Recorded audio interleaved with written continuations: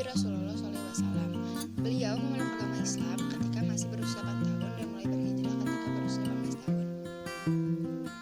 Ketika pamannya, Naufal bin Khalid, mengetahui perihal Zubair telah masuk Islam, beliau sangat marah dan berusaha untuk menyiksanya. Karena beliau dimasukkan ke dalam karung tikar, kemudian dibakar, dan pamannya berkata kepadanya, "Lepaskanlah dirimu dari Tuhan Muhammad, maka saya akan melepaskan dirimu dari api ini." Namun Zubair menolaknya dan berkata kepadanya, "Tidak, demi Allah saya tidak akan pernah kembali kepada kekufuran selamanya."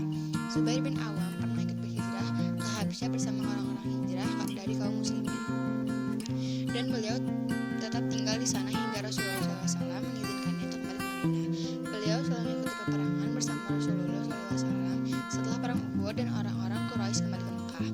Rasulullah SAW mengirimi 70 orang sahabat untuk mendampingi dirinya, dan Zubair termasuk di dalamnya. Zubair bin Awam adalah sosok yang sangat dermawan. Dia selalu menginfakkan hartanya di jalan Allah. Qutbah berkata tentangnya, "Zubair memiliki 1000 macam kekayaan yang dikeluarkan untuk berperang, dan tidak ada satu dirham pun yang masuk ke rumahnya. Beliau mensedekahkan seluruh hartanya sampai meninggal dalam keadaan berhutang, dan mewasiatkan kepada anaknya untuk membayarkan hutangnya. Dan beliau pun berkata kepadanya, 'Jika engkau tidak sanggup membayar hutang saya, maka minta tolong kepada Tuanku.' Abdullah pun bertanya, 'Siapakah yang kau maksud dengan Tuan?' Beliau menjawab, 'Allah, dialah sebaik-baiknya pemimpin dan penolong.'" Zubair sangat sedikit sekali meriwayatkan hadis, walaupun beliau selalu bersama Rasulullah SAW.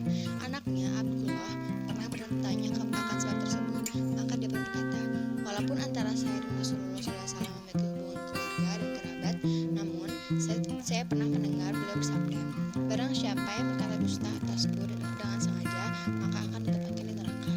Karena itu dia sangat takut meriwayatkan hadis yang tidak pernah diucapkan oleh Rasulullah SAW dan takut untuk tergelincir ke dalam neraka."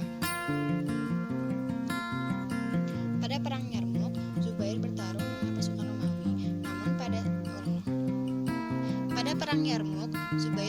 dengan pasukan Romawi. Namun pada saat tentara Muslim bercerai-berai, beliau berteriak, "Allahu Akbar!" Kemudian beliau menerobos ke tengah pasukan musuh sambil menibaskan pedangnya ke kiri dan